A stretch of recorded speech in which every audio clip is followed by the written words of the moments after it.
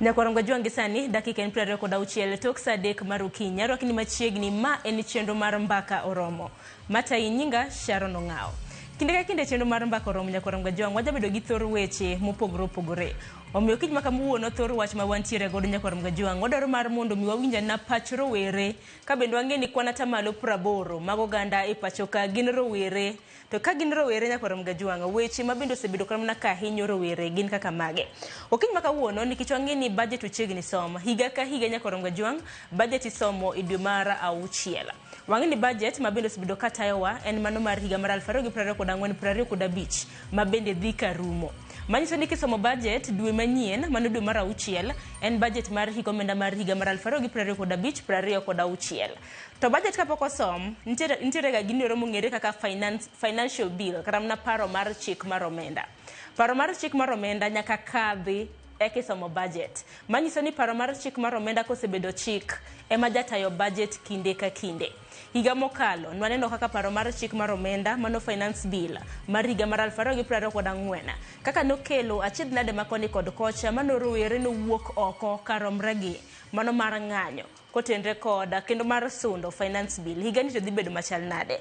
Omiyo kiny maka wuona ntiere koda rowere ang'wen nyakwaronga juang mabedo dhi bedo kwasomo godo paro budget kisomo bende giseneno kata mna estimations mago mag budget bende giseneno kata mna draft mano mar finance bill mabende nopedhe e nyim od bura maduong' mamalo mano chieng' tich adek chieng' tarik 30 dwe mar 4 mar higani. In bende kintiere dala bed ni rawera kata kokin rawera waroko pachi e thor wach mabende wantiere godo. Le mago tema choka redi ka uchel nono mbi mago ganda yudo wa achiel kachiel. Akaw thuolo mano mar rwako rowere mabende antiere godo. Mokwongo antiere ka gi El Nino Esther mabende njanon siasa. Esther rwaki ni machiegni kinde malach kapok wabedo kodi e TV mar Ramogi. Osebedo kinde malach matin nalal matin. But kora duogo na maubad. Ero kama na inya kendo machiegni. Kapok rege El Nino nyakwaronga juang bende wantiere ka gi Kennedy Sankara. Kennedy Sankara bende njanon siasa machiegni Sharon oyawore okinyi makawuono amor chopo ka nikech ang'eni wadhi bedo gi twak manyangafu e weche mag omenda ka achiel gi rowere.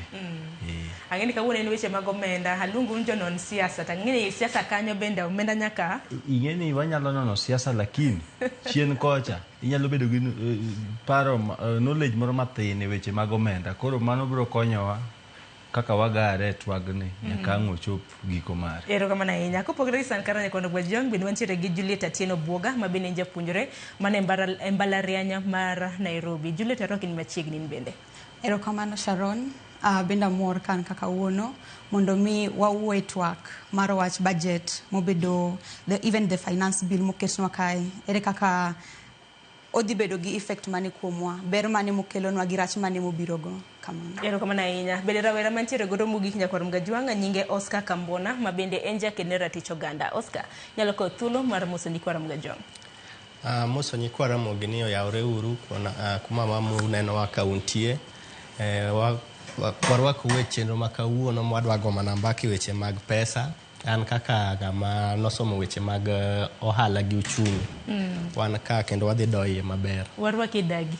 Amen. Ero kama na inya gino maro ni samoro sene estimations mantiere mago mag budget mar higa omenda mar higani anno ka en $1.2 to wacha kana nikech kinde ka kinde rowere osebed karabda kiseyo ni samoro ok waja thoro somo weche wacha kaka motenre kod budget kapok wawuok oko kacha kunyalo kana paro gik manotimore higa mokalo mano higa mar 2024 achaka na kodi Oscar Kambona inene nade budget ma higani finance bill mano mar higa mar 2025. Okay, an kaka ng'eni wach mar budget oting'o onywando weche mang'eny e iye but gima itemo penje ni to be wang'iye wanyalo some mo understand. Aparo ni language motige ndiko kata drafting the budget ma waluongo ni the finance bill kapok obedo the final budget ng'eni pod wawuoye bill ma has to be manyaka dhie parliament ye kapok obedo chik. Onyalo bedo matek sana ne rawera moro mane gweng' kacha chama maybe onge gi formal education mondo o interpret mong'eni gik mane ye ka go intel ang'o to ere kaka gigidhi chapo ngimana kata kaka gidhi miyo ngimana dhi maber but koro kanye mwadonje jok ma at least wan gi know how wan gi wan gi ng'eyo malach e weche mag uchumi kendo wanyalo somo mo interpret just kaka nwatime last year ne wasome ing'in ne giwacho ni youth kia somo but nwasome man wa understand mbele gi man wang'iyo ni gima gitemo convince wan ober no okober en gima dhi diyo jopiny kendo kata masani ni 4 trillion an gi pacha taneno ni pod okober asedhi kuome malach kendo gima ber ni wadhi chiwo pachwa kachacha e bunge gibro keto gimiluongo ni public participation kendo thuolo no kowuok to an kaka Oscar abro dhi kacha mondo achiw pacha gima wacho maduong' ni kata budget ma this time in fact en mana ni ok wanya revisit the last year the same hashtag manwatiyo go but kuoma kipenja kaka Oscar podan gi weche mang'eny sana madhi wache iye kendo poda believe ni en mana reject itoni en mana reject ramna kapoka karamna okete obedo complete kata kamane elnindo karo karamna pachi yetu kama higa mukalo wanno ka Rawere no wuok oko Rawere mabende nitiso gi nying mano mar Gen Z no wuok oko ka kwedo wach mar finance bill higa mar 2024 kapok no kadhe kaka chik to noneno weche mabende nowuok Rawere mathoth nolalo ngimagi kopogre gi mano bende noneno ka budget kana mana finance bill makamano nokadh molokore chik bang'e jatend piny Kenya nodok kendo ma oruche oko kalore koda finance bill mano mar higane mar 2025 kende bende iseyudo draft mar estimations mage isome mar mondo ming'e ni pogruok mane mintiere godo gi mar higa mokalo. Erokamano ahinya Sharon. Mokwongo kabisa mana kaka wadwa Kambona nosewacho ni finance bill ni language mondike godo ok en favorable ne common mwananchi apart from common mwananchi kata jok machal kodwa kama matin kuomwa nyalo understand language mondike godo finance bill adieri kidhi gwenge kocha ntiere ng'ama kia kata ni finance bill en ang'o winja ni reject finance bill lakini okia ni finance bill en ang'o ne jogo duto mantiere gweng finance bill nikech wadwa ni jopiny duto te obed gi ng'eyo makata kwa wacho ni reject kata kwamiyo puoch gi pak ne jatelo mar treasury gi the entire government twang'e nang'o jopiny mwuoyo godo kawuono ni emomiyo wabire local TV station odiochieng' ma kawuono adwa ni jopiny ong'e ni finance bill en ang'o. Finance bill en chik mindiko mipuodho gi bunge mamalo manyiso nang'o omenda mag piny ni itiyo godo nang'o to chike mage madhirito to taxation jiluongo nang'o gi dholuo osuru minyalo kata juogi osuru midhi juogi idhi time kiwango mane to decision ni bedo med kanye e parliament en bunge maka makoso timore wayuak ne ng'awa wabunge mekewa donge kamano jopiny wabunge ema chiwo chik to gine magi ng'ado nang'o to osuru idhi tim nang'o to budget idhi ti godo nang'o e piny ma Kenya koro mwowuoyo sani en budget mar ang'owa higa mar 25 gi 26 mane gimodwa ni jopiny owinji to gi sani kwa compare gi gima notimore higa mokalo gimomiyo Gen Z ne protest about this Gen Z no kao time gi ne kao saa gi mar ng'e ang'owa ni finance bill en ang'o to ang'o ma is entailed in this finance bill to kendo ko chako kel finance bill mar 2025 wasesorora finance bill mwang'eyo nang'o what does it entail to tijwa kaka wabedo ka ji ang'wen ni gi other media stations gi social media platforms wadani jopiny ong'e nang'o to ang'o ma is there finance bill mar 2025 mopogore gi finance bill mane ntiere 2024 to pogruok mane mantie mane gi modwaro ni mondo wawach odiochieng' ma kawuono to pod obomedo wache nyaka jopiny tim ang'owa winji to wagoyo erokamano ne sirkal useketo gik mokelela nang'o kuseketo finance bill to miyo jopiny ang'o this is now public participation wachiwo pachwa kendo chik oyienwa chiwo pachwa kaka jopiny kwang'iyo finance bill mar 2024 gi ma 2025 sani waneno ka jogo temo tugo gi gigo matin gitemo tugo godo owacho ni for example gikao giduoko importation taxation magik moko machalo kaka drugs yedhe dhok mage duoko piny alafu ka ng'ato chako nyisi ni our main source of income wan kaka Gen Z leave alone even the Gen Z kata jotendwa gi they really depend alone a lot a social media ineno gikainago. Social media is the core of everything now. Software is everything. Kata kumwa bedeka, it's the software that is being operated. Gimora mora. To seche makoro gikao ni they're going to impose a taxation oshuru mar 16% on such things like social media platforms, websites, software updates. Ngani software's update, it is something mitiyo godo pile pile.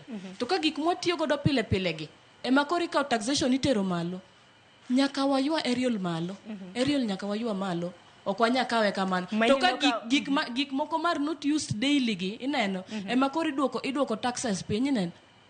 Nikech mane pogrok maduong' nikech koro ki compare iwacho ni finance bill mar higa mar 2024 ki compare kipimo gi masani iwacho ni odwok taxes moko nitiere modwok iwinjo nitiere to gin basic essentials ok gin gik ma dhano tiyo godo pile pile. To our discussion kawuono and I'm going to major on ineno kar social media kanyo Gen Z onge tich waonge tije to wasedoke content creation number 1 to ginge maber ni 90% mar generation masani maonge tich. Our source of income wadoke social media te content creation. Ka YouTube kanye we are earning through Instagram, through Twitter, the X, through X, Facebook. That is where we earn from. Tingenika there is a higher population matiyo kanyo. That is now their main target. It's either reject. In fact, they should scrap that off because gi offer any platform mar employment ne youths. An ka wuyo ko di Sharon ka I'm unemployed Kenyan. Mako maya gino mathin ne donga dok dala. Ero kama nahinya. Elina mnaki mako mana paro mintiere godo bina winya na paro mano mar Kennedy Sankara. Sankara in mude kaka janon siasa pachoka winjo ka Oscar gi El Nino ginduto tagi wacho ni chal ka gima Rawere bende language kata mana dhok mitiyo godo e finance bill kanyakla kod budget. Ok en dhok no ero mayota. Keni banen wach ma bende yieri godo kasto Rawere bende parent Rawere bende understand. Gisomo magi nge ni finance bill ni budget ni kama ikakulose. Nikech last year mana hashtag en mana reject. Ben reject ni se some kose reject nikech ji reject.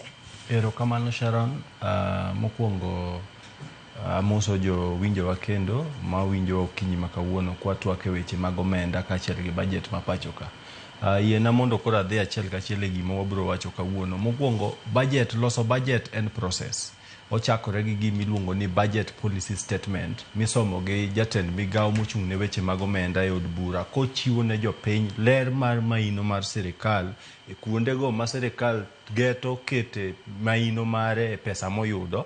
Kasto wabiro gi gima iluongo ni the finance bill ma en document kata obok ma sirikal ndiko kofuono godo kata kolieko kuondego monyalo gole osuru mibiro ti godo e dino fuoge mowuok e budget kata financing budget moketi. Kaeto wabido gi budget estimates. Koro wawacho ni to kane policy kata gima iluongo ni BPS budget policy statement owacho ni wadwa nyiewo ne Sankara ndege to owache e bunge kanyo to kochopo weche mag estimates to kwane koket budget na mar ndeka ni kacha sirikal wuonde ng'e sirikal nyalo nyiewo na ndege Sharon mano bende timore. Koro mane kaka gini biro luwore wachako gi policy statement wang'eyo to kacha nchage wacho ni sekta mar somo gi dhi ng'iyo pesa di, sekta mar thieth idhi kete pesa di, sekta mar pur ikete pesa di, to estimates mane gigolo be giketo estimates manyalo chopo kata kiwango mar kwano mar pesa mane giwacho.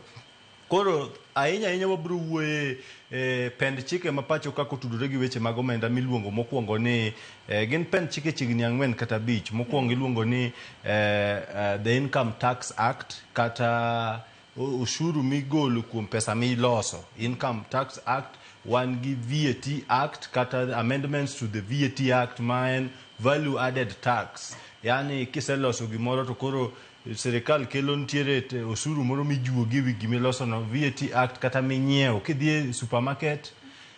Jopiny ng'eni paro ni kiwacho weche osuru to gin jok matimo ohala kende machulo osuru. Imbi chulo osuru nikech sami dhi e duka kidhi e supermarket to kisenyiepo tibiro neno piny kache receipt kondikni ni VAT en V kasto A kasto T ondike maduong' odhianje. Gino nyiso ni gik moko teme nyiewo kacha nyaka chule sirikal gimoro matin. Koro gini eri omako wate. Kato wabiro wuoye ginene. Excise Duty Act Amendments. Nito ginang'o ma mwandu molosi idwa chuogi osuru maromo nade. Kasto wabiro tieko gi Miscellaneous and Levies Act. Mabiro wuoye weche bende motudore gi weche mag keto mwandu e pinje maoko kata kelo mwandu e piny ka. Ineno ka finance bill ma 2025-2026 wuoye keto ohinga ne jogo makelo mwandu molos gi gik miluongo ni plastic pacho ka. Mae aneno ka en step maber kuom ng'iyo ni to alworawa warito, to kendo jogo bende ma kiyudo ka kendo e Miscellaneous Act ka gitemo golo export levy tax moro ka mondo mi encourage kata oyua machiegni joket mwandu mondo ket mwandu to giloso to gitero oko. Anto kan gi sirikal mesa achiel, lakini wuoyo na makawuono ing'eni weche omenda onge kao side, iwacho adieri kata riambo. Koro kama sirikal okele bill maber, mufuone paro maber, wabiro goge lwedo, to kuma gikele bill marach bende wabiro mana wacho ni reject kaka ne wawacho. To kipenja ni to bende rawere nigi ng'eyo kata lony mar winjo weche chike. Sharon, an rawera mano kaluwore koda dhok mitiyo godo e ndiko budget kata ndiko finance bill. An rawera tok rowere te man gi lony kata ng'eyo mar somo pend chike mapacho ka kata weche mag finance gi magi elewa gi. Omiyo an kaka rawera kwayo ni sirikal mondo ket maino ne ng'iyo ni budget policy kosendiki tiloke gi dhog jopiny te. Jaluo winja kaka budget no ndiki, Okuyu winja, Musomali winja nikech kap koro muma mondiki gi dhog jopiny te, to koro kara budget madhi usisha japiny achiel kachiel donge koro kete dhok mawinjo makata kadhi dala kata somo ne dawa ni ya. Sabina Nyandera tax ma wang ni sirikal wacho ni gidhi miyo gidhi golonu zero rated, yani gisimplify to anyisa ni neno tong minyiewo cha sirikal wacho ni koro sani ok dhi juogi oshuru. Koro ka tong owuok Tanzania to koro biro gi bei mayot, kasto jok ma uso tong ka be koro ok nyon ng'uti. Ng'eni koro dawa nyalo winjo, to koro kiwacho na ni zero rated weche makamago. Kisungu nyalo bago dho wan jonagi, kisungu ok en shida kuomwa ahinya, lakini nyaka watema wakete machiegni gi japiny kama onyalo winjo makoro ka ang' ochopo seche kata ok ni wen mana reject kende. I reject wacho ni kata kamano atamalo 30 a reject, to atamalo 70 a reject, atamalo 30 asero nikech magi nikech in gi winjo matut e weche mag omenda. Erokamano ahinya Juliet, in bende rwaketwa kik wawiyi oko ahinya nyako tenre koda budget mano mar omenda mar higa mar 2025-2026 mabende pok osom. Erokamano Sharon. Kwa ng'i adier budget marwa mar higa mar 2025 adiera kwada wacho adiera ntie pogruok kalure gi budget finance bill mokalo mar higa mokalo, nikech mar higa mokalo ne temo keto taxes mang'eny. It was kilongo ni the broad tax income and everything. Koro sani kwa ng'iyo the finance bill mar higa mar 2025 ni otemo duoko ushuru moko piny, otemo duoko taxes moko piny, to wano kamano en okang' ma sirikal okawo ma anyalo recommend en okang' maber in as much as kwa ng'iyo ntie parts moko mag finance bill ni ma oko ber, parts make ber to moko bok ber. Mondo onego wacha adier ok ni wa reject in totality. Yes, to one of the things ma sirikal otemo ng'iyo ni ere kaka wanyalo timo adjustment e some of the key legislations ma achiel kuom gi gin the Income Tax Act, one give the Value Added Tax, casto one give the EDT, and then at the same time we also have the Tax Procedure Act. Nikech kwa ng'iyo legal key provisions gi, why you don't need kwa bire the Income Tax Act. Sirikal otemo ni ere kaka wanyalo kelo some of changes moko e Tax Income Act ni mondo mi wa reduce watim deduction mag 100% ne jo biashara matindo tindo. Tunaona kama en a stepping stone ne jo biashara matindo nikech there's ntie 100% deduction ma sirikal propose, ma the finance bill propose ni kwa timo changes gi at least watemo duoko cost mar dak nejo moko piny nikech the main aim mar the finance bill mar 2025 ni en ni ere kaka wanyalo lower the cost of living. Taneno kamano it is quite a stepping stone and en gima wa recommend sana. Kas kwacha kwa doke the digital assets. Madobe, we have to acknowledge the fact ni there is the proposal to reduce it from 3% to 1.5%. To maineno ka okelo teach ne Rawere wa nikech manie tech savvy nikech manobe we also have to acknowledge that fact. Okni and give rachnete kaso kor kwa duoge karka nini the bill at the same time otemo propose some of the notemo remove some of ushurus moko magin are taxes money on the side of pension. We have retirement benefits kasto gi savings mag home schemes. Tuaneno ka mano it engi negative side mare nikech by the time my retirement benefits gi osegolingeni ni mano it's now koro subject to tax liabilities to mano waneno ka en challenge ne joma die retirement nikech at the same time koneno ka mano koro odi ataro gi government idea mar nia wadwa duoko chal mar dak piny nikech kwangi adier cost mar dak ni malo. To mano is the main aim mar government. Morni ere kaka wanyalo temo duoke piny. To at the same time koro wapenjire ni koro the moment ma pension gi retirement benefits osebedo ogolo the proposal ma propose ni mondo mi ogolgi. Tano kamano dong okelo challenge ne Rawere wa. Ne joma will their retirement. Kasto kwa dogo biro on the value added tax. Wangio ni kwangio pogo gik moko kaka ma otemo the bill tend to propose ni there will be no value added tax on ma will be from the zero rated status to exempt. Wano kama it oppose a certain challenge nikech by the time wangio issues to do with the locally assembled mobile phone wangio animals feed kaso wadogo wangio issues mag even the solar. The moment ma gigo obedo push to being an exempt, waneno ka ingeni they are not subject to VAT.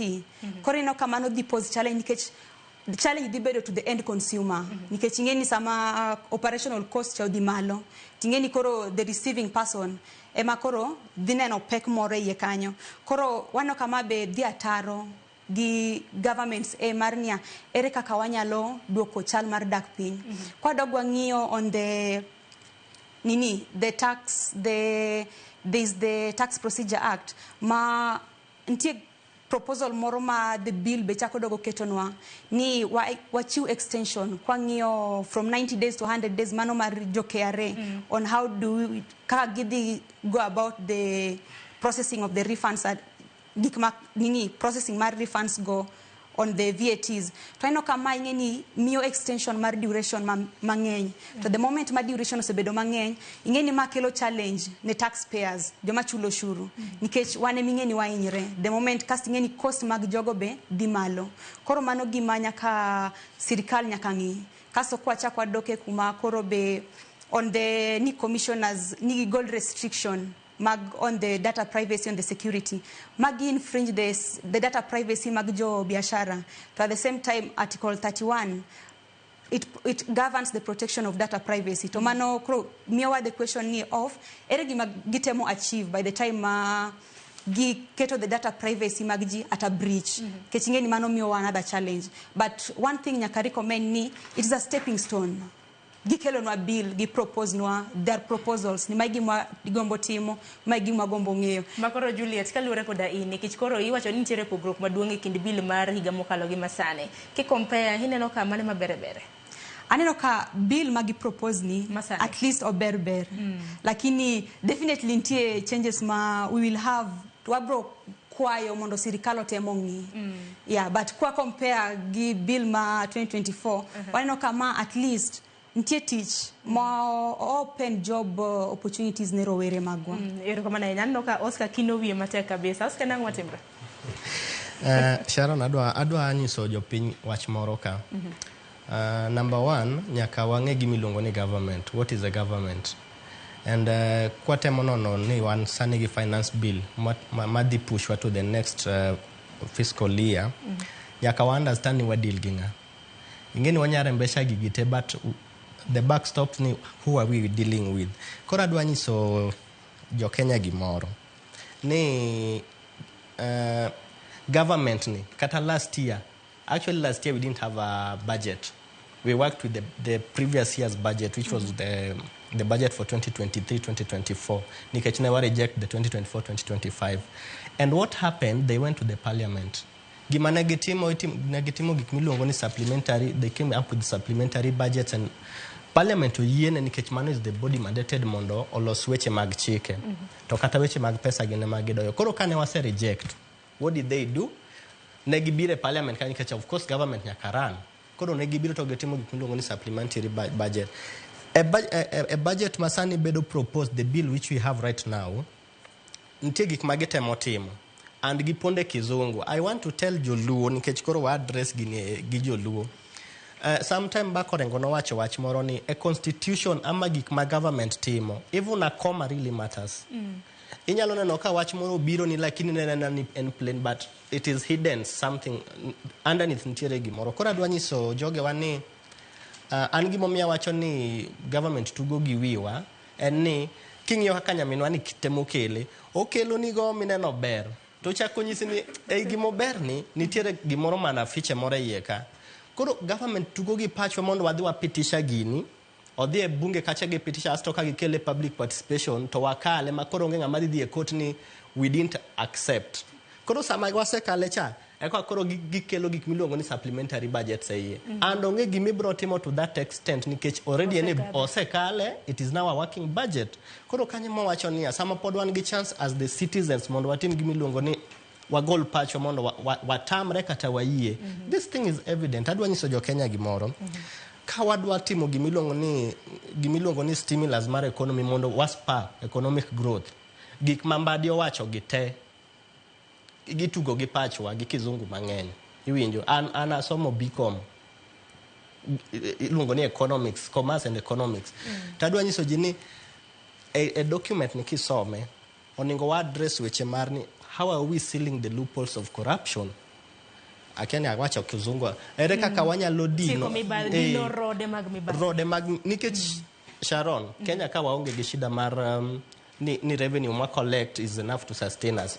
Yani gima wakwanyo kaka ushuru nyalo drive economy ni maber kabisa kata ka okwatiyo gi ada nikech penju kata ka wabet kai. Even in the government of Kibaki there were finance bills. Though people were not aware but there were finance bills. Koro cut those ages. Jipako ni Kibaki notiyo maber. Then what happens? Masani, we are working on a budget of 4 trillion, yet some other previous governments mawa appreciate, now work with lesser budgets. Gimadwa temo niso Kenyans ni shida maro is not the budget. Shida maro ni number 1, there is corruption. Shida number 2, the existing laws are not being followed to the latter. Like laws mawango okwatigo kaka ondikgi. In fact, there are a lot of bypasses. Ido kanga tungengama ber, let me tell you, nitegi milongo ni atimo procurement is a option. Procurement wacho ni budget chakore nango, there's user department. Yani ngamadu adhi tiyo gi gicha cha ene mokwongo wacho ni adwaro kombe ariyo, dongana bedo ka koro anbadi, ane makoro adwa approve gini. Ini bet kachichi nyisa ni dwaro kombe ariyo pimo da dek kama. Kise kelo na ane madwa nyisini with the existing resources manogo okadhi manage ni okombe ariyo. Anyalo mang'eyo ni komachiel but nikech P is essential, maybe I made ni pige from ariyo nikech P is just 20 bob maybe to pige apar. It is my responsibility to do that. But koro ka shida mar Kenya ni the user departments gimwaluongo ni budgeted corruption. Ocha correct the user departments. If we don't wasil those loopholes kata wabed gi budget of 5 trillion tiparo ni loopholes nyalo bedo sili na den nikech na higa mokala paro ni weche mag mibadhi bende ma nena chiela kuom okenge ma bende koro rowere bende na ng'anyo ne bende kore madwa dokinia shida ma kaka wadwa dino loopholes gi it's not even going back to draft other laws. Kenya ka wan gi finance acts, wan gi public procurement and asset disposal acts, wan gi procurement laws mang'eny sana, and gimama mwa wache Kenya kani corruption it emanates from procurement. The buck stops with the head of state and it's jok maluo bange. Koro mane gima poda wacho niya reject cha ento podwa maintain nikech ang'e government itugo magi Pach kichake chon kamano to samoro na Rawere pok osome. No, don't wadhi nyisogi kaka last time ben wanyisogi why we are rejecting. Koro sani gima wacho ni shida wa ok en budget ni wadwa complain ni budget of 4 trillion is too much for us, is a burden on us. Gima temo wacho ni kata kaka koni wacho ni exempt. By the way, let me tell you something. A business environment nitie gimiluongo ni kaka manufacturers gi produce gimoro to koro idhi keto gik magitimo giketo exempt. What does that mean? You are pushing that budget to the final consumer. I'm not able to explain, by the way. You push that. Koro maternity is hidden with the terminology mar exempt. Koro iparo ni ng'ama ne dala kunjo gimoro ni exempt. Ang'aringe pache. Ogol noa. But in the real sense, that thing has been removed for the okel nugo koro. Matieni ya kane kampuni was bearing some burden chakoro the petition go gimo produce not you are the final consumer. Koro gima yote monyiso jo Kenya kizungu ni orengo se wuyo no mang'eny ni kizungu will confuse people. Exempt ni means ni ya gicha bedo push now to the final consumer. Koro samo bedo push mateni ngima dhi malo. Adwa nyiso Ruto gimoro ni ya nikech Ruto gi Mbadi jok mandiko gi.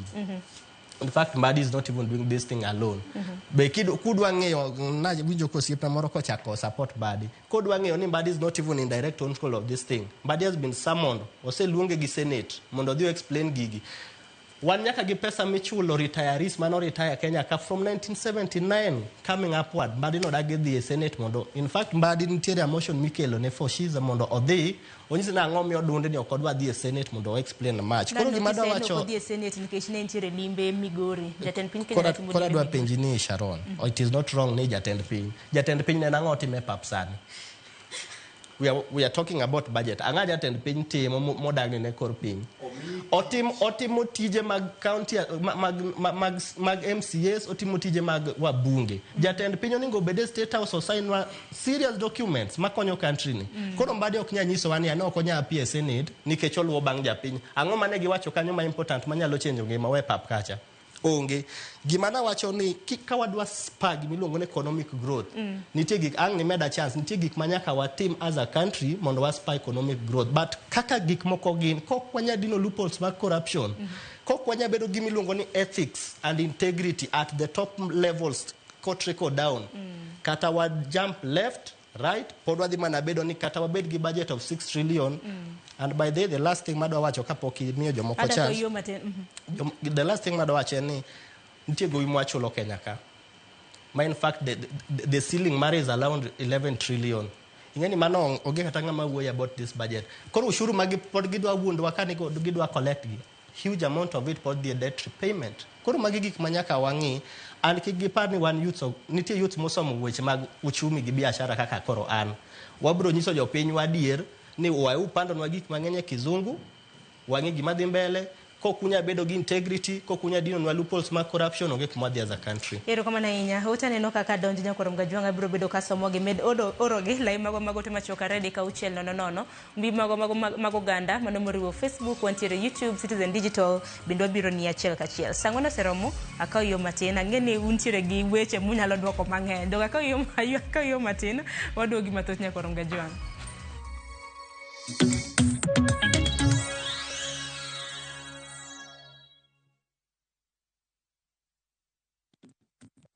Craving an unforgettable African adventure? With View Travel, discover the magic of Africa. Explore Cape Town's beaches, trek Uganda's lush rainforests, marvel at Rwanda's beauty, explore Tanzania's wildlife, unwind in Zanzibar's paradise, cruise Egypt's timeless Nile, or dive into Morocco's vibrant culture. Perfect for leisure, business, school trips, or romance. We craft journeys as unique as you. Tembea Africa na View Travel. Visit viewtravel.com or call and WhatsApp 0703-254-254. View Travel. Dream, explore, discover.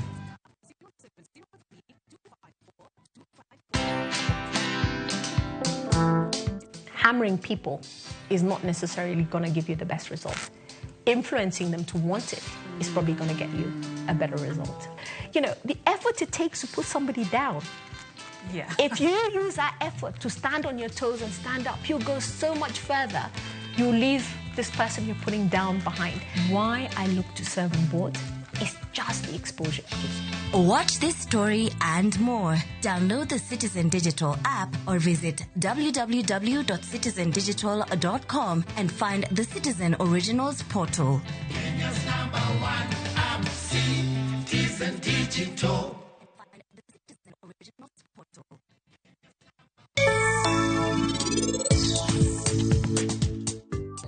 In kik iluor. Wayu bro bedo kodi. Wan wadhi kanye? Hello? Gurprit wachna. Mandip. Bende parinich ni kare? En kare, obete batha kai. In kik ideu kata matin.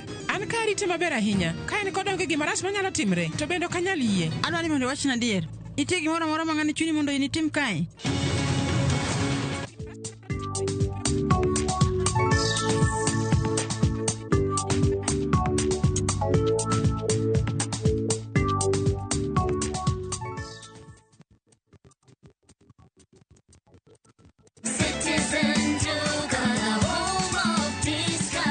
Looking for unbeatable deals? Citizen Duka has you covered. Get 2 kg all-purpose flour for just 140 shillings, 2 kg sugar at 315 shillings, 3 liters cooking oil at only 789 shillings, 5 kg basmati rice at 1,289 shillings, and 2 kg ugali flour for just 139 shillings. Simply dial *487*5#. Choose the product you want, pay, and pick them up at any Quickmart supermarket near you. Citizen Duka, the home of discounts. Citizen Duka, the home of discounts. The home of discounts.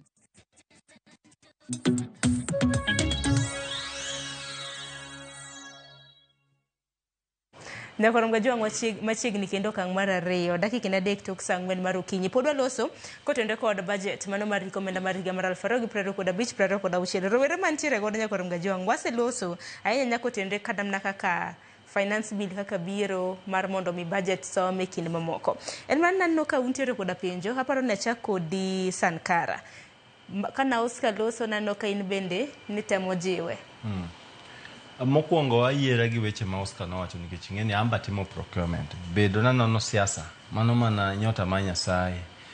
To koro ineno gima lit na mokwongo ka mbadi ok nyal chope Senate no ko jatend piny buche mag siasa. Yiena luong ni gin buche mag siasa. Kara one expert nade. Ere kaka mbadi nyocho yudo tich kaka expert magini be pedu kelo liet mar siasa pacho kaka opposition ni serikal.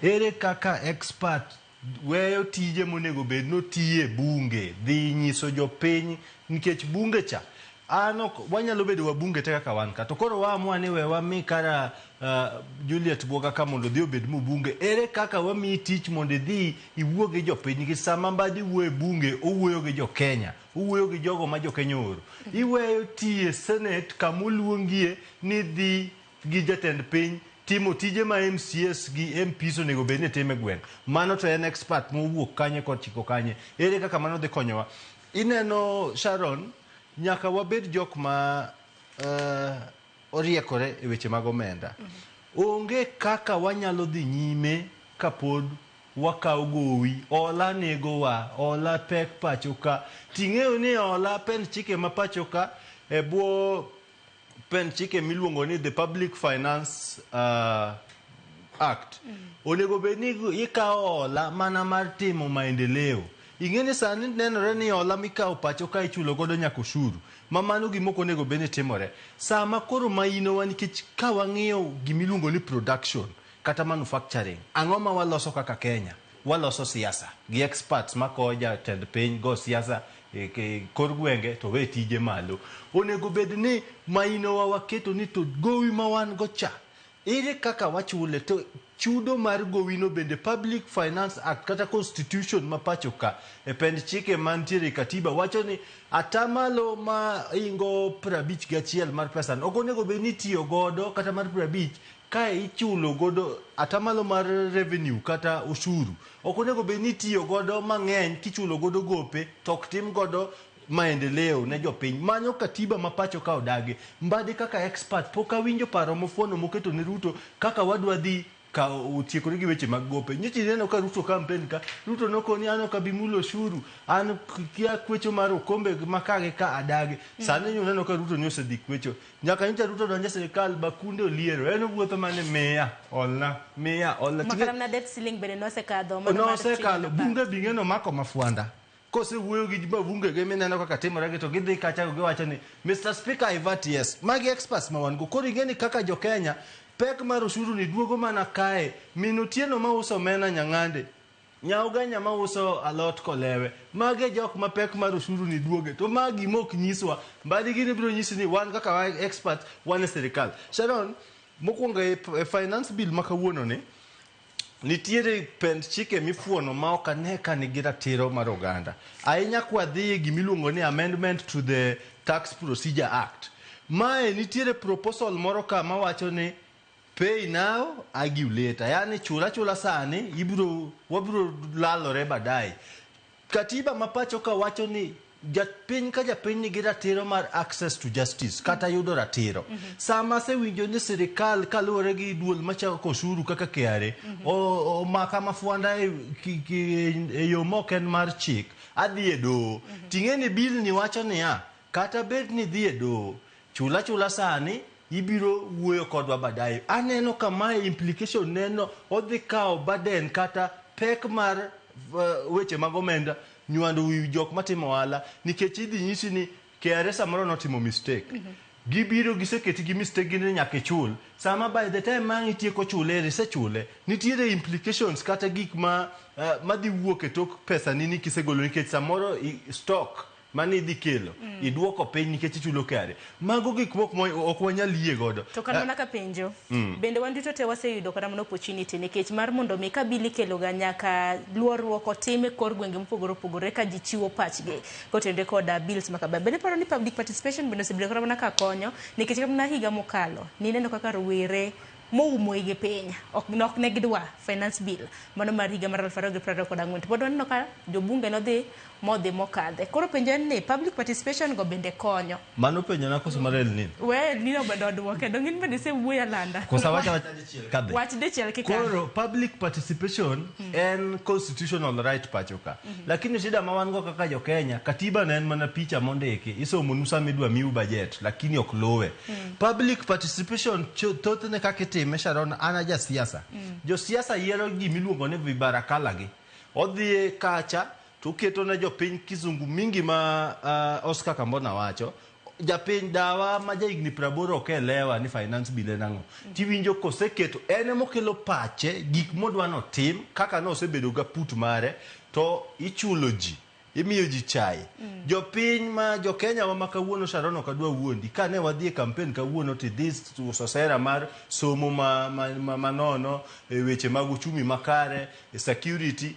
To ana donjo gi Land Cruiser nata niso jopiny jo kama paro to aneno ka koro ambe an dwacha sechopo mondo koro achung sani umia kom kata kamana law kamoro koro panguru laini. Jo Kenya winyo pang laini moloyo manifesto midwa kelono. Koro bunge gi kata jotendwa gitiyo gi thuolo ni mar sneak gik maricho e bill ka. Ok gimido piny thuolo mar mondo public participation otim kichik. Iwinjo ka public participation itimo kaka formality mondo ka wang wadhie ka ang adhie do tiwinjo ka giwacho ni tarik maka mane wan Ramogi TV ne watimo public participation. Tadieri man kende ni public participation ena tuk nyithindo uyiewo gi paka mitimo town ka mondo majo piny. Koro jopiny nego bende ni yawo wange. Gipenjo jotelo ko biro gi ostas mosendiko no to penje ni miya to ka paragraph 1 ka wacho nango onego bed ni wan gi ng'ama loko to ngacha winjo to penjo penjo. Kara El Nino. Yes, ewi erokamano Sharon.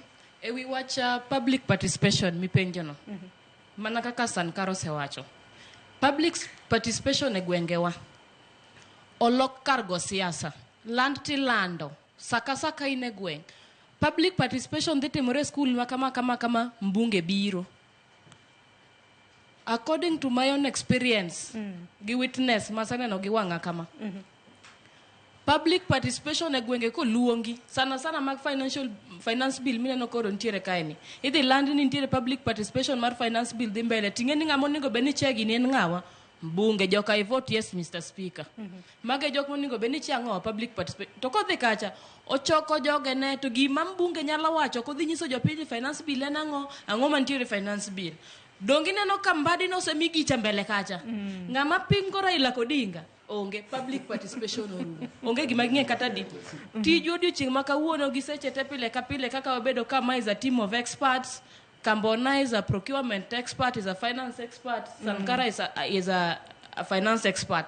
Ankae, I'm a media expert and communication. Kamano. Kagise chambuan wagigo. What disseminate information. To gimang'eyo maduong' ma sirkal onego bed ni ng'eyo as a student of media. Onge kuma nasomo ni role mar media nang'owa incitement. Gimiye media thuolo wawuoye. This is the only place ma jopiny nyalo winjowa nyadichiel. Ok wanyal luongo jopiny oko to wuoyo godo. Mai kuma wanya wuoyo gi jopiny to winjo ang'owa to winjo weche wagi. Mokwongo kendo maduong' kabisa. Gimomiyo Gen Z ne protest. Mbaka makawuono en Pach Rawere ewi finance bill 2025-2026. To compare gi 2024 mondo the same mistake kik timre. Gen Z ne protest nikech ang'owa mibadhi madhi mbele piny Kenya. Iwinjo kod ang'owa koso luwo chik e yo makare. Sirkal ok ong'e ma. Gimomiyo sirkal ok ong'e ma. Jodongo magendeko magiluongo ni team of experts miyo gi information about ang'owa about the youths. Experts e obedo ka. Mr. President kadang'eyo ni tang'o miyo Gen Z protest. Oningo beno luonga team of ang'owa experts mag youth. Ok youth machalino luongo tero state house ang'owa moso Mr. President. A team of experts. Iwinjo. Ong'e gimomiyo Gen Z tiyo gi social media. Ong'e information ni iparo ni nade. Onge jatend sirkal mora mosetimonwa breakdown mar language mar finance bill. But we have the right information because we have experts. Ineno. I have that information. I know nothing about finance, but I'm getting information no because ang'owa one get experts must volunteer. We want to hold the government ang'owa accountable.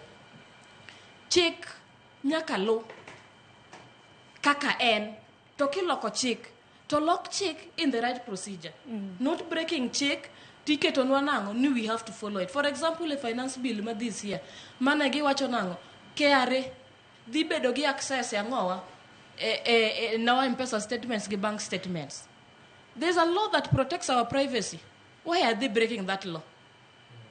If that law had to be broken for nini mondo mio finance bill to be passed, negi keto law no first iwinjo to ginyiso wanango this is a proposal inango in the finance bill that is breaking of the law number 1. Mibadhi gimomiyo nyaka raise taxation moko to ero no dwok piny iwinjo imposing taxations ineno ushuru moko manono wacho ni wano dok piny go bende na winjo kuseo kuwacho ni ok gin gik mochuna hinya. Ok gin gik mochuna hinya to ineno tin yaw ngama go yadh chwar ne pile. Sani dongete with online TV sani ji neno Ramogi TV online ka gidhi gi tax mano. Kambona bodhi yaw Kambona TV kacha cha oyudo gire mo matin to update jopiny. Koso dio tim taxation kacha wadhi yudo nango. To seche ma ineno ka adhi yaw TV na Morel Nino TV jopiny anyiso jopiny aketo jopiny ratiro kama or maybe social things an gi following gidwa maya gimoro kanyo matin. YouTube be maya gi mamaya. TikTok ko kaw mar gi percentage adhi dongango dongi matin ndik boko ndika gi sirkal. Alafu pesa na matin ni obedo tax tikawe idhi chul go dang'owa jotich sirkal moko manono like those how many advisors mag president mohe uprareo chugo advisors mondo advice gi kaka gi advice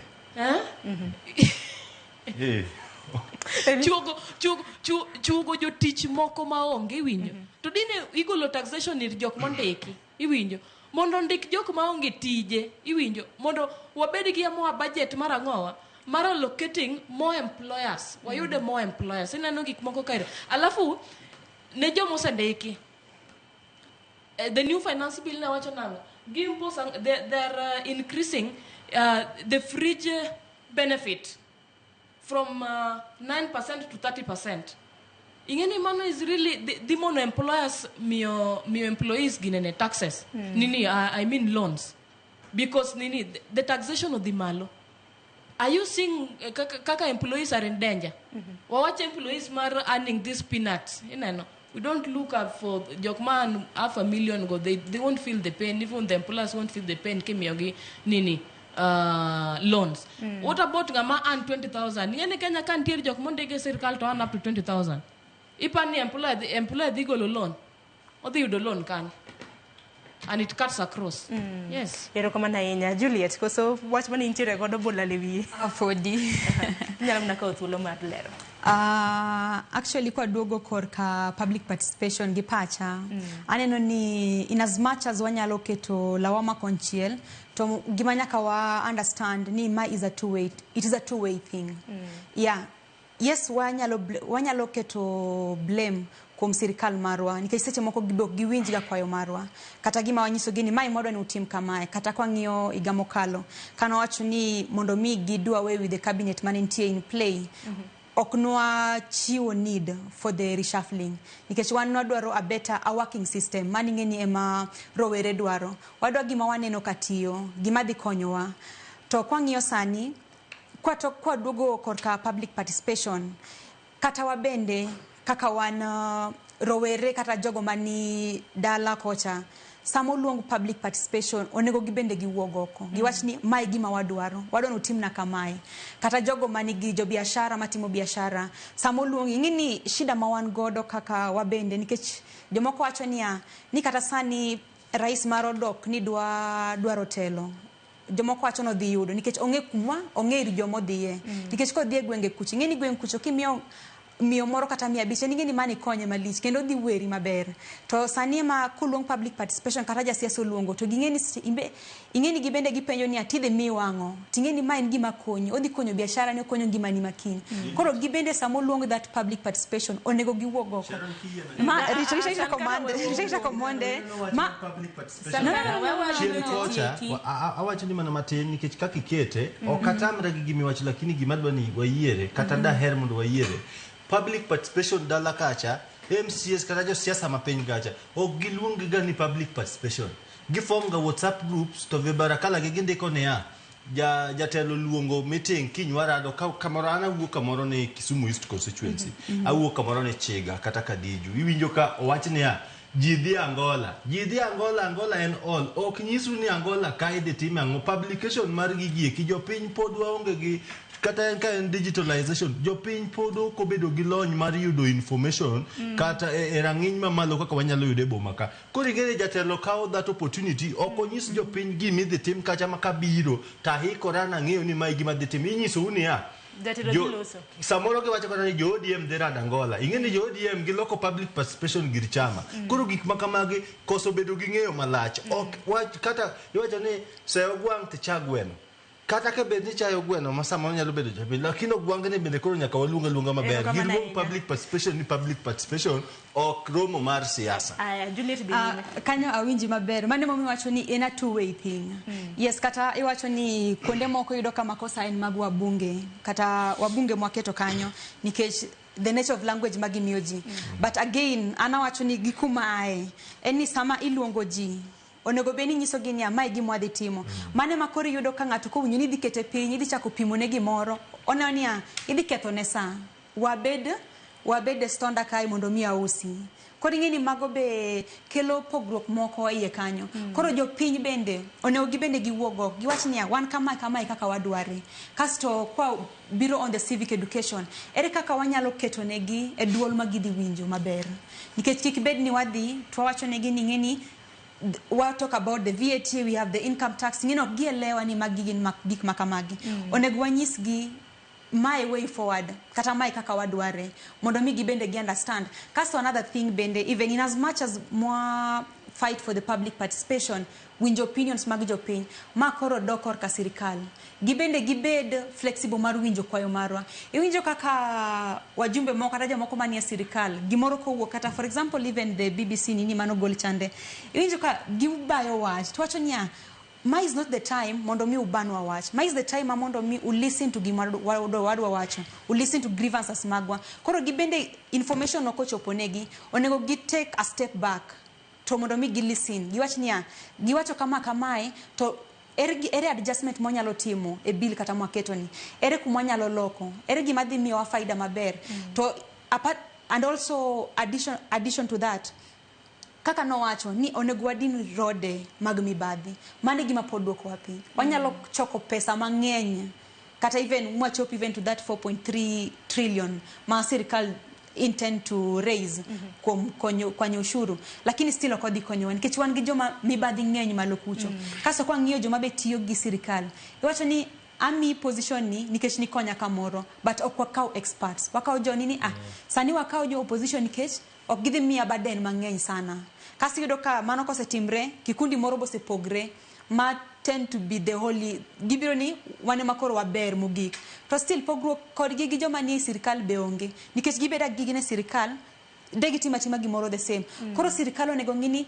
by the time makao jomoko maketo even people who are advising me my policy advisors ako people who are experts joma ng'ini dhi miya the perfect policies ok joma dhi agree ok joma dhi bedo a yes man at some point onegi bed gi no people madhi nyisinia kama itok ber onegi take this stance mondo mi we achieve something ero kama na nya Oscar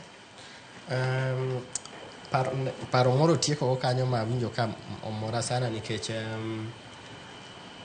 shida ma wan go paro ni sometimes go bire time jok molungo ni employees government employees nikech kata sani mana kama no tieke go ni ka government dwaro jok mondiko to at least otem yude jok milungo ni experts nikech sani king'iyo nitiere pesa mondiki ni imiyo jo devolution mondo gi increase from 1.5 billion to 8 billion pesa ni odwa timango ni odwa tero ji training mago jok mosendike sirikal kora penjora mana ni Kenya kani training capacity building kwani nindiko ngawa aparo ni sama itimo ga gimilongo ni interview kata sama itimo advertisement my government dwaro ji through public service commission aparo ni gikaw ga jok mar top cream in those responsibilities kaka sani ka giluongo ji ni wadwaro ndiko ji e county assembly wadwaro ndiko ji e county okapar ni gidhi ka chwara mo koro ka jogi osekaw gi jok mano dhi mo qualify ma jomoko bedo shortlisted mo dhi through interview mo qualify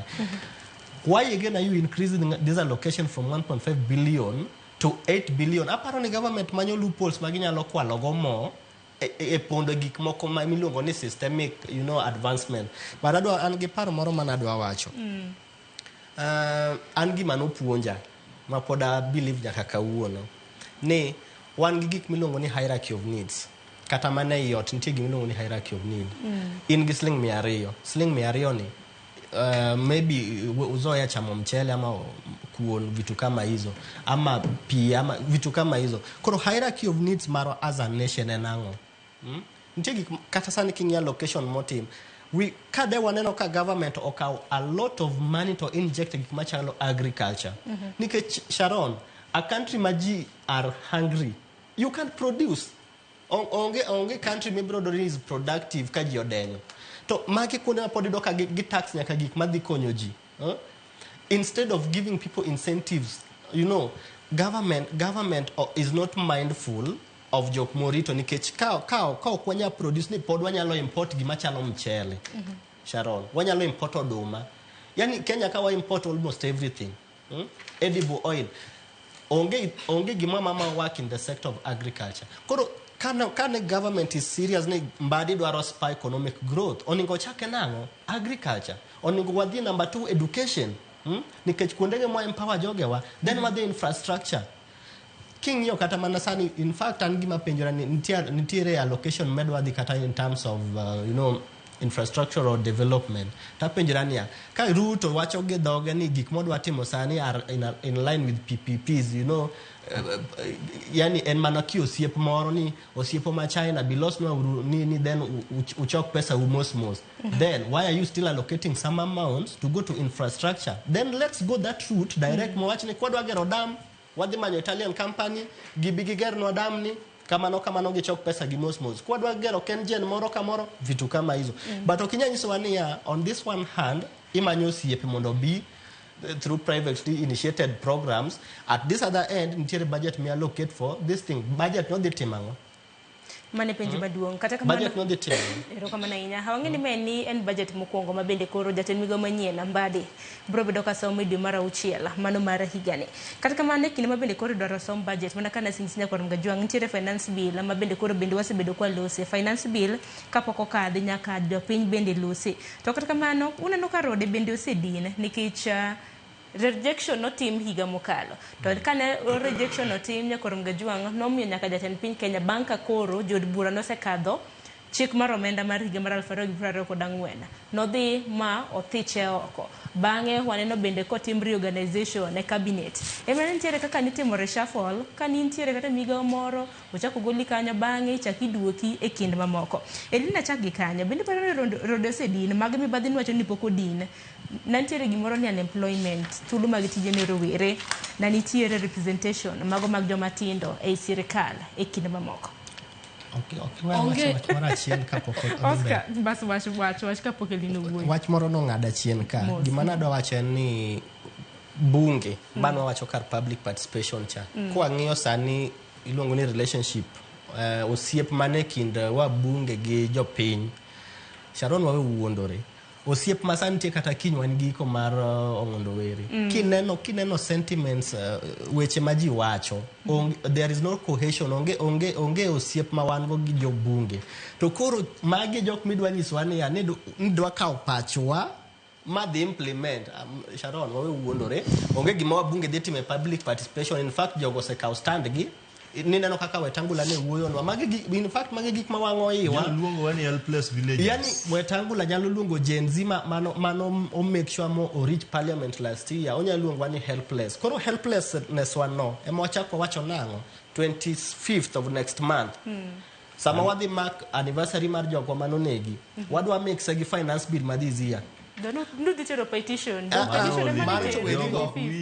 in winje makora wacho ni petition un jo media ngeni umbe ntia ka ginyono mtu wang'eyo koro watetea ni ute petition mwadhi tero no emwadwa mix gi finance bill to donyiso Wetangula one statement for the last time ni gitugo kodwa to gikiani we are the majority and we have that power nikech kata sani wadhi miyo gi pacho onge gima pacho no dhi timo koro wasezoea kamano koro wadwa tiyo gima it is at Gimi penjo chane ne wawacho ni we wanted a complete overhaul of the entire government. If we achieved that, they wanyalo achieve that one. There's anyone in a different dispensation. In fact, they won't give friction. But nikech Ruto and wanyise ni gol jogite wadwaro jok mar technocrats, you bring technocrats and poro the okelo politicians. Jo siasa mine no pongo kage emomiyo okwanya make ni change makata bed money document is ber machal nade to onge gimanya timo koro kokwa we do that complete overhaul and Sharon onge kamondi ke constitution onge kamondi ke constitution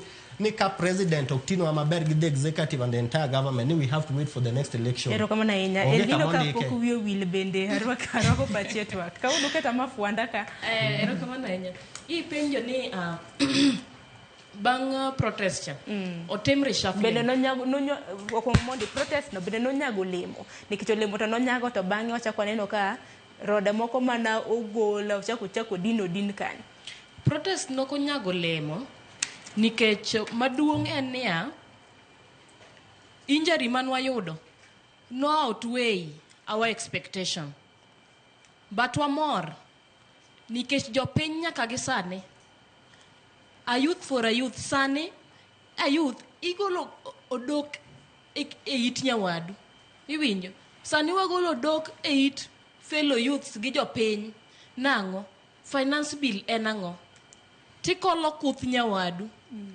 abedo jakolo kuthi I'm making you aware that is an achievement mane wa make kaka Gen Z iwinjo to wan nyaka gi sani wapogore gi jonyuolwa ne kia chike Raila Odinga kelo nini freedom of speech inyalo wuoyo lakini the president seche man wa wuoyo we were abducted why chikokti Kenya ka otim reshuffling bang protest the reshuffling did not benefit us as Gen Zs the reshuffling not team mar paro nango the protest could be count down by Raila iwinjo in favor of the opposition to opposition noko participate e protest kata di. So reshuffling no noko benefit Gen Z. Otim reshuffling. Who is benefiting? The same people. Milungo ni team of experts go. Have been benefiting from the government. Emano team nege reshuffling. Ipenyo ka what things like employment go benwa yodo. Unemployment no jako se chope dex na. To kabedo na rite amanye poka yode. En kanye. Kose yude yo mane Kenya ka. Ko corruption ma the Gen Zs were fighting for here. Toka an kadhi nyiso youth wet nani taonge tich.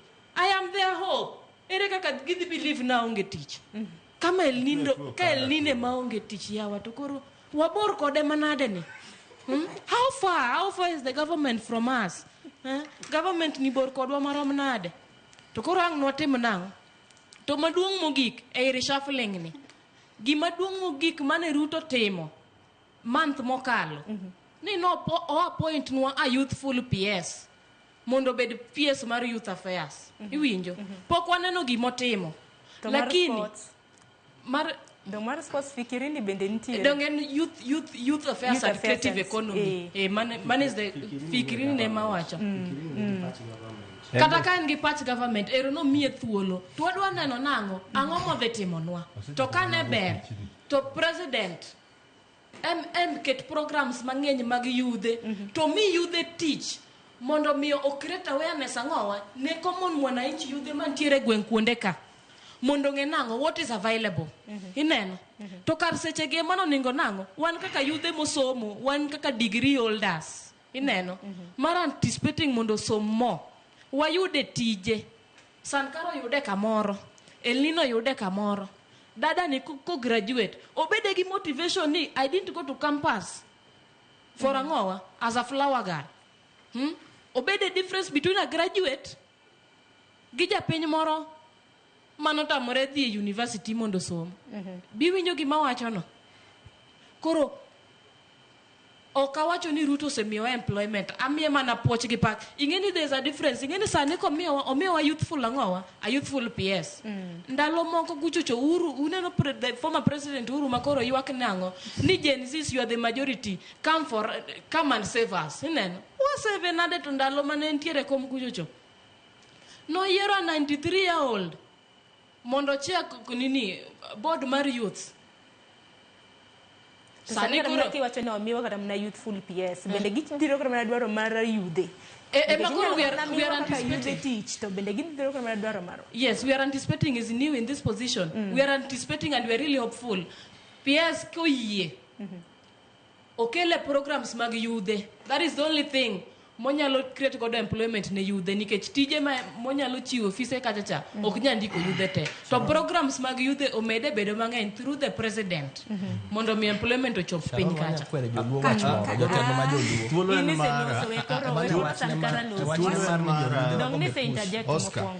Oscar thuolo en mara. Imbe dilo sama tinti wena Oscar gi Juliet. Sawa. Koro kabro chako wachak thor wach ma osiepa ma El Nino wacho. Onge tiende miyo wa youthful PS timake mafuanda. Ichalo ng'amo goya picha kaka rwakora ni tigo iluoke black and white. Okay konya. Ichalo ng'ama goya picha tigole black and white. Ka kore wewe obed kako betno. Nikeche sani ka ne fikirino chopo office. Gik mano miyo maino mokwongo en yiero mar riwruok ma jotend rowere miluongo ni the National Youth Council. Youth Council ma pacho ka pok notimo yiero higni 13 nyaka ne pend chikno ket e katiba ma pacho ka. To ma en duol mar achung' kenda manyalo bedo gi mwandu, nyalo kawo hola kendo nyalo keto mwandu moyud gimoro matin kata nyinyo moro. Lakini yudo ni ng'ato keto ne osiepne manyako kata mawuoyi ema koneno ka ginene kama to okete kacha koro ing'eni gibet ga kanyo waiting capacity orito kapoko omede promotion odhi ministry machielo ting'eni gikawo youth giketo gichalo godo ng'ama go punda ing'eni serikal go punda gi weche mag ojende pacho ka dinyocha wabed gi National Youth Council matiyo kata finance bill protest doko timore nikech wan gi jotelo mwayiero ma wanyalo luongo mana kaka bunge luongo mbade to dhigo siasa kucho wanyalo luongo gi kati ngene wan ka waluongo gi to gidagi biro to walawo gi wanawa watero gi oko mae sirikal oluoro ni sani ko yiera kaka National Youth Council representative ma Kisumu East constituency to ging'e maber ni wabunge gi ong'eyo ni idhi yiera kaka mujumbe automatically koro gi luor ma en gi weche malach motudore nyaka gi the National Security Council mane o advice ker mar Kibaki ni ko yie National Youth Council obede tim to wabiro bedo gi tich matek nikech vijende gi biro yiero jotendgi achiel aya ka dok e weche mag finance bill en ang'o manoterowa e ndara higa mar 2024 king'iyo kidwoko penjono tibiro ng'eyo ni kata kaka Oscar wacho ni pod en mana reject cha pod ne mana kare nikech ne wadhi e ndara ka wawacho nang'o ne wadwa ng'iyo ni chike ma pacho ka oket gi e tim ok wadwa neno ni sani ka Raila mosore gi Uhuru to joma nosekwelo te sirikal momakore side Raila onge ng'ama itere court kan Uhuru makore gi Raila ng'ama nokwelo to ko Uhuru koro iweyo gin saints wadwaro ni chik itiyo godo makata bed ni kwelo Kiswahili wacho ni sheria chalo musumwene en ong'ado mbele to ong'ado chien ka waketo magi e tim gik mwaywagogi ok bi bedo ka mar ariyo ne wawuoye employment finance bill masani okel kani ere kaka finance bill temo keto maino mar joket mwandu mondo gimigi environment kata thuolo manyangafu mondo gibi giket mwandu ok wawinj weche makamage nikech taxation pod waneno mana ka gigo ma exempt kaka ne osiepa kambono wacho kisegolo exempt kuom jaket mwandu tiduoge piny kuom jatiji mwandu ni manyiso ni chalo kagim igolo ne gitikelonwa mane gima jopiny okia koro gik makamagi wadwaro ni ka duoko mar gik mane wapenjo mar finance bill 2024 kete tim to wabiro bedo gi kwe josiasa ringo gi gaslas Sharon Nathiwa oko ka iwuotho samoro koth ochwe ndara ma Nairobi ka bende nigi fuok kila mahali iwinjo mana kothacho piny ta tipenjo ni to karata dak kanye ng'at achiel nigi matokni auchiel kwan ang'o ma girito pinje moendelea Sharon josiasa ok nigi security malich machalo gi ka pinje moendelea kata Ruto wani nyocho dhi Ulaya nyochi neno ka giwuotho mane streets gichalo ng'ama wuotho Moi Avenue koma dho mana ice kae to ka gibiro tiloro nyaka ndara mubunge oriti machalo mana gi waket era kindwa gi jopiny samise kao era kiti kindi gi jopiny you don't need security jogi biro riti ok inyal mulo mbunge na kan buti lakini ka weche mag tiyo arietha gi mwandu mag jopiny pod oket ni mayine sirikandne ineno ka Ruto mande wuok tich nyaka tich abich en osiko mana gi iwinjo not investor samani osiko mana gi advisor ing'eni Ruto en ng'ama chuogo aput mar jok ma to ma monego bed ni iwacho nang'o fuono ne rieko lakini Ruto en ng'at ma ochuoga put mondo fuon ne apud ni rieko kaka apud ni onego bed ni fuono ne rieko yani oketo advisors mondo advice ki kaka onego gibed ni gi advisor nikech ka ne advisors nitiere adier sirikal ni Sharon nitiere gik mang'eny mok ne nyal chopo kuma gichopo kata protest mar finance bill ok nyal chopo nikech ibiro wach ni jakom ginyo semuoche ground nikech wan ing'ene wan weg ground winjo kaka mbona wacho ne wawe gi tol kuore bunge ka warito gi ground kuche ma wane giteko dine bedi ni gin jok man gi winjo to dene ginyiso sirikal kata Ruto kata jatend piny ni kaka wanene gokinyi sani gini osekethore watim kama lakini jok manie sirikal winjo ka wabunge ne nyiso wana ng'oa gini wabiro kalo gi thuon emomiyo neno ka ne to makoch nomako mbunge makasekol to jopiny ne penjo ni to mokwongo ternwa uru chien kucho umiwa record ni to bende ogocho ne finance bill kanogo yes to ne giwacho kaka ne giwache no mano en wach marach jotelo nyaka koro yaw itgi kendo ging'e ni wan jopiny ok wan jotijegi gin jotijewa ma wakete ng'ayi maber wachulo gi osuru wamiyo gi mtoka wanyieo ne gi designer suit to indi rwako rageng aya bende kotenre koda tho mano mar Charles Ong'ondo Were Nyakoronga Jwang bende wang'ino duchi ma kawuono ringre mare igolo Nairobi ka kitero gwenge mago mag Homa Bay kitiyo koda alap bar ndeke iwacho ni airstrip mano makabunde wantiere gi jafwambo marwa Ali Abich ang'eno luonwa wach makamano ka on waseyude nyakor Mgajwango biro bedo kunyiso kapo nono ni ringre mar Ong'ondo Were osechopo e kaunti ma Homa Bay kata oyo. Ringre mare nitero gi ndege dhi bedo ka piyo kabunde airstrip kanyo kapok odhi e dalane mantiere Kachieng' mano e kaunti e kar chung'o od bura mano e kaunti e kar chung'o od bura ma Kasipul e kaunti mano ma Homa Bay. Aparo ni wadhi anena ir Ali Abich mar mondo mi onyiswa nena maling'ling'. Abich kiwinja amosi ni misawa e kaunti ma Homa Bay. Dibed ni ringre mar Ong'ondo Were osechopo e paw ndeke iwacho ni airstrip mano ma kabunde. Sharon erokamano ahinya wabiro achiel kachiel kowuok e lap ndeke makabunde manitiere e boma ma Homa Bay kaendi kendo sasa kwa sane wageno ni ringre jaod bura ma Kasipul manyiso negi Charles Ong'ondo Were biro molo e lap ndege kaendi kar saa 5 mar okinyi ma otelo chenro matere achiel kachiel e pare manitiere kachien kar chudo bura ma Kasipul ne ikruok ne nyasi mar iko ma kino timo odiochieng' ma kiny tich abich.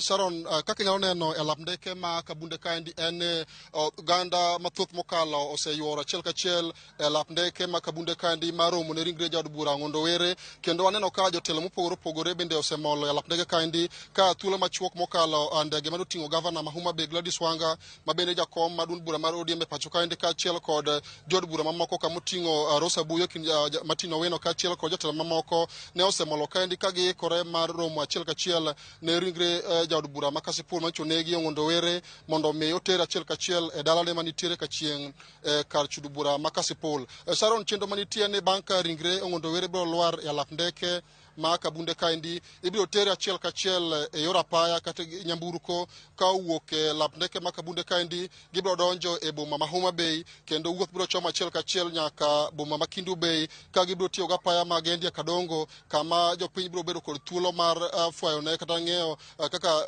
nyamburko biro wuotho ka Homa Bay kaendi ka chenro manitie ni jopiny biro bedo kod thuolo mar neno ringre Ong'ondo Were Agoro Sare mano tiere boma ma Oyugis ma bende log tich mar kar chudo bura ma Kasipul ma otelo ne chenro mar tero ringre achiel kachiel e dalane manitiere Kachien ma otelo ne nyasi mar iko mare ma ibiro tim odiochieng' makiny. Sharon ng'eny osebedo katimore e kaunti ma Homa Bay kaendi kendo odiochieng' wanyono neno ka tend arita kwe kaunti ma Homa Bay kaendi kotele kod commissioner ma Homa Bay Moses Leland kaachiel kod komanda mar obila Lawrence Koilem ne ogolo siem ne ng'ata ma chano kata ni kod chenro mar kel rocho arita kwe odiochieng' ma kawuono ma ibiro kow ringre Ong'ondo Were dalane kaachiel kod odiochieng' ma kiny mibiro time iko mare kane giwacho ni nitiere maling'ling' mane giseyudo nitiere jomoko ma ni kod paro mar temo rocho arita kwe mar neno ni chenro ma kamano ok odhi makare ka giwacho ni kaka tend arita kwe kaunti kaendi gin kod ikruok makare kendo giseketo obila moromo ma biro chiwo arita kwe ne joywak kaachiel kod welo ma biro chopo e nyasi mar kopo ma jaod bura ma Kasipul Ong'ondo Were nyasi ma kino bagi skul primary ma Karabok ma otelo ne chenro mar ike e kowe kar ruodhe mogik e dalane mantiere Kachien ka giwacho ni gichiwo singo ne jogo eko makino yuore chenro makamano mondo obed gi ng'eyo ni arita biro bedo makare kendo onge pek moro amora ma biro yudo weche mag arita kwe. Thuolo mokalo chien kaendi gavana nobedo kod twak e lap ndege kaendi ka nowacho ni gimoro kalore kod chenro ma obila sani dhigo nyime e kaso nonro mar ng'iyo jogo eko manochano kendo kawo ngima jaod bura Ong'ondo Were ka nokwedo weche moko ma owacho ni onge jasiasa moro kata ng'ato konego bini tude kod weche mag nonro ma sani dhi nyime ka okoni en ok en apisas matimo nonro kendo wani mondo mi we thuolo ne bad migawo mar obila mathuru kaendi mondo ta nonro mage makare mar ng'iyo ni to gin jogo eko mage manochano kendo nego jaod bura ma Kasipul Ong'ondo Were sama koro nonro to obila okaso mar ng'iyo ni to gin jogo eko manotimo tim makochno endo.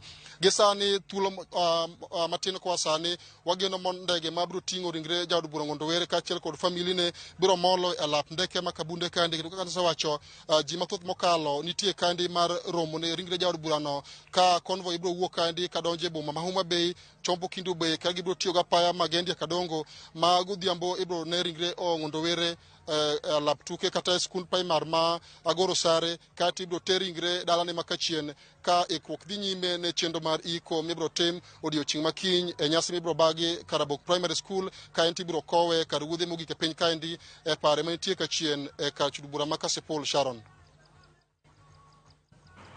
Erokamano ahinya nyakwarom Gajwang' mano Ali Abich mabende holeronwa ahinya ikruok mabende nitiere mano mar rwako ringre mar mosenindo jaod bura ma Kasipul Rawere mabende igeno ni biro bedo kamol e paw mano airstrip makabunde rom kanyo sabich mano mar onyango biro bedo koluonwa goda achiel kachiel nyakwarom Gajwang' wabiro bedo kwatudre kode kinde ka kinde. Kata kamano ano ka thuolo dhi kang'adowa bodong' gi dakika 15 kapok oromo saa 5 mar onyango. Taparo gimoro ingene kinde mabende waloso kotende kod public participation ahinya mano mar finance bill budget mano mar rekomenda mar higa mar 2025-2026 bende nuchiwo kata mana pachu sani koro ntimo public participation mar NGCDF mano chakore mande norumo odiochieng' manyoro akende rowere mano kokacha bende nuwuok oko mano mar dhi wacho duondu kotendre kod wach mar NGCDF kosurito mar mondo mikadh chik bang'e to koro reject aparo ne chaka na kod Juliet alafu Oscar boro bedo kamithuolo. Erokamano kuom golo paro on public participation. Yes, pachwa wagolo kokacha. Shida ni kwasegole bidhi winje be ideas magologo dibero tabled. Mano ema koro gimwari to mondo mi waneka be gidhi kawo step forward kuom mano nikech ng'enyne wanyalo golo paro lakini pachwa no be seche moko gininde itwa wacho to gikalo kocha. Koro on public participation, in as much as more come out mondo mi wa goal our views on public participation, gibe nyaka gibed open to taking our views. Okay na ina ni ugo picha ni today I met with the youth kama nkech mane gima jo siasa timo or meet with the youth so wuyo kama to but in reality ena just for photo ops. Nikech at the end of the day onge step forward moro onge step forward magidikao komano kaso ntieni ni moro mani wacho about in terms of employment kata PS mawan godo adwa wacho on komano adier kwangyo PS mawan godo yes no wacho point moro kama was very vital nikech president maroketo gikanyo mondo mi gibed kaka yes in as much as they respond to the president but gi owe much nikech one of the people magi represent tiyodo ka the moment moseket gikanyo gin gima gitimo ni en erika ka wanyalo win the youth to the president. We'll give an example gi Raymond iyudo ka most of the thoth gik motimo kata kidoke gwenge iyudo ka erika ka wakelo youth kamoro achiel mondo mi warwak gi gibed jo UDA. Tochania, mano is not the primary goal. In as much as gime ite momondo mi promote the youth's well-being, ereka ki create employment opportunity ne youth ne Rawere man okokocha. Mane gimo nego beni ging'iyo. Samarado kodgi, ereka ka bring about the digital nini. I promote digital efficiency within my constituency. Ereka ka I bring about education sensitization, kwangyo TVETs and everything.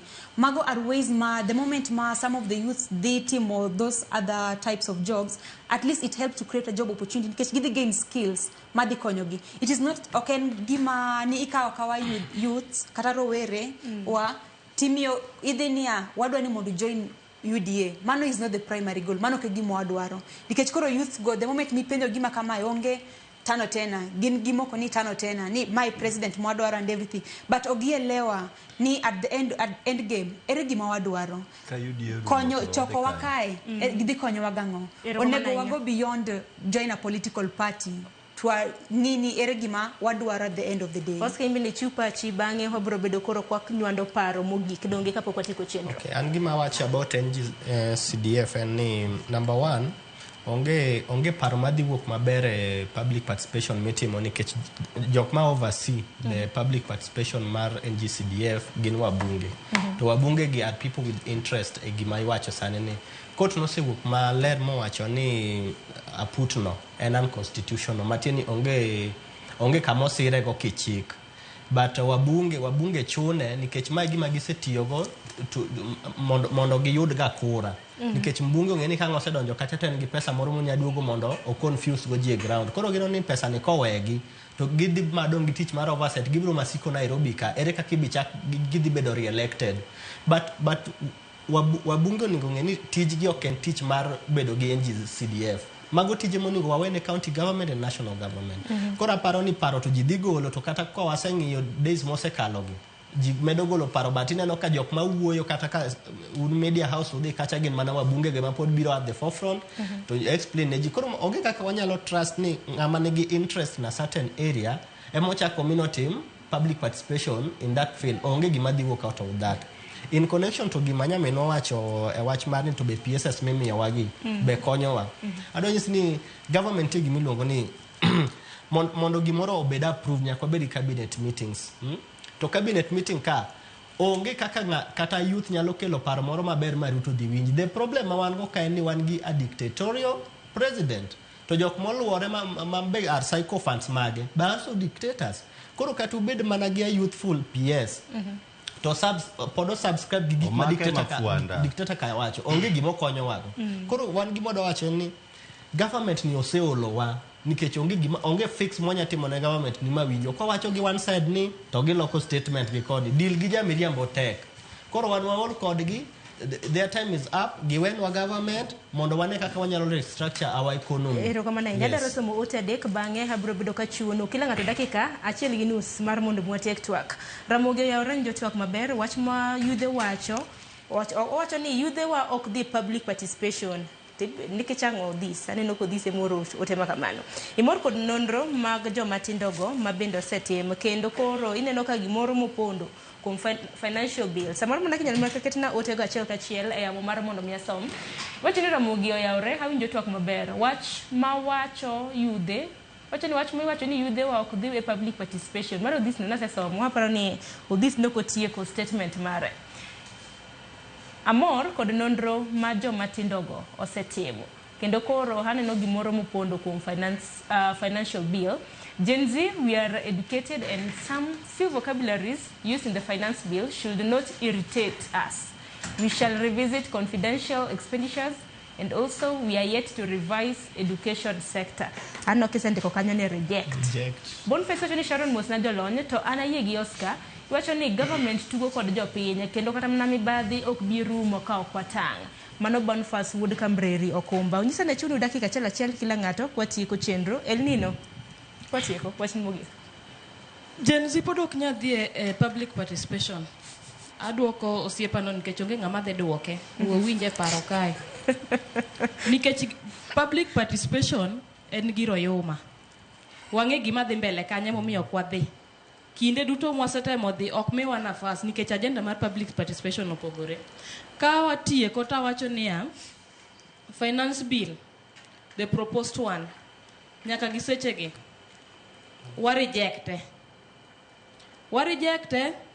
nyaka winjwa to en winjowa with action to akwayo Mr. President the President of the Republic of Kenya ni wang'ni kik ogo kodwa lweny obede ng'ama winjo to ko feel ni proposal marwa ni berach to president manaka ko jaluongo ga press to wacho nango Gen Z nwakelo makama with this reason pokwa miyo reason wane wakelo mana the proposed bill wakelo makama with this reason toknia nyinyi ni watu wakora sana you people are what terms were those? We are dangerous prisoners. You see such things. Mr. President,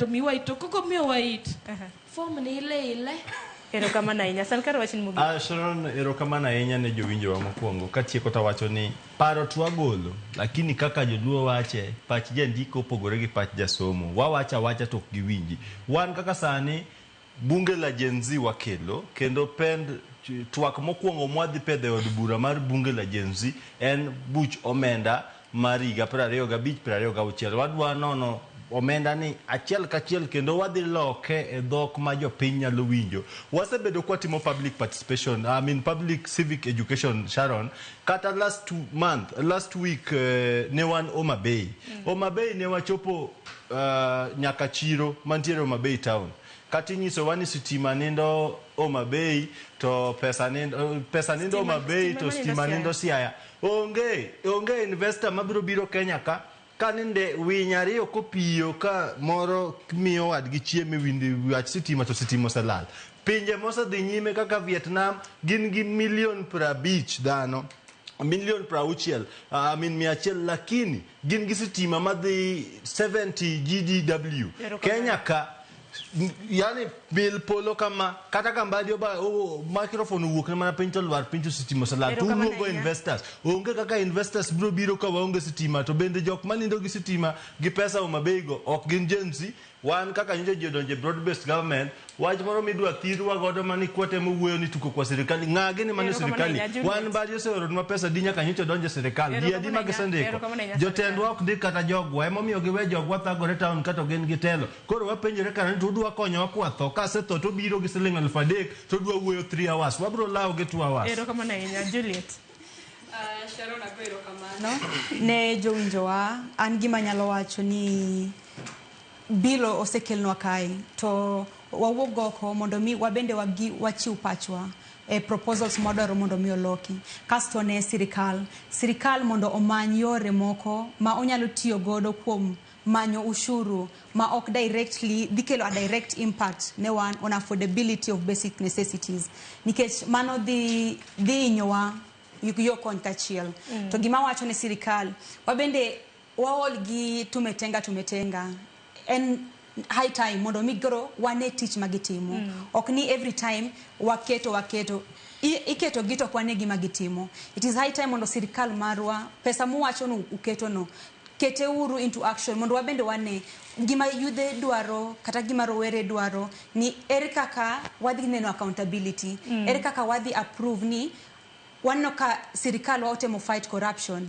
nikech yore mibadhi ma pod duoko wapiny koro mai gima en kwayo marwa ne sirikal marwa uwinj duoko marwa kasto uwinj changes marwa mabende wa bring forward nikech gini it is affecting us waketo ukanyo mondo mi usava so at the end of the day we want to applaud you ne tich mutimo to mano kwanyal timo kaponi unyanyasawa koro mane gima kwayo marwa Ana number 1 adwa nyiso jotendwa ni ndikuru joluo tije kaka kabila wamoko ndiko joluo wetegi ayuweri ichrach mano mokwongo. Number 2 ruto gi team ne mar mbadi gi opio wandai ayuwe wigeche e gwenge mudhie gonge gi mukonyo go biure offices utika manwandiko uwe wach mogik en ni next month Gen Zs kuneno ka wadhie barabara jite wugure barabara we want to take this government back to where we took them back last year nikech chaya margi osebedo too much onge gima giwinjo wago koro wacho ni next month one meeting mar Gen Z on 25th kwa make an anniversary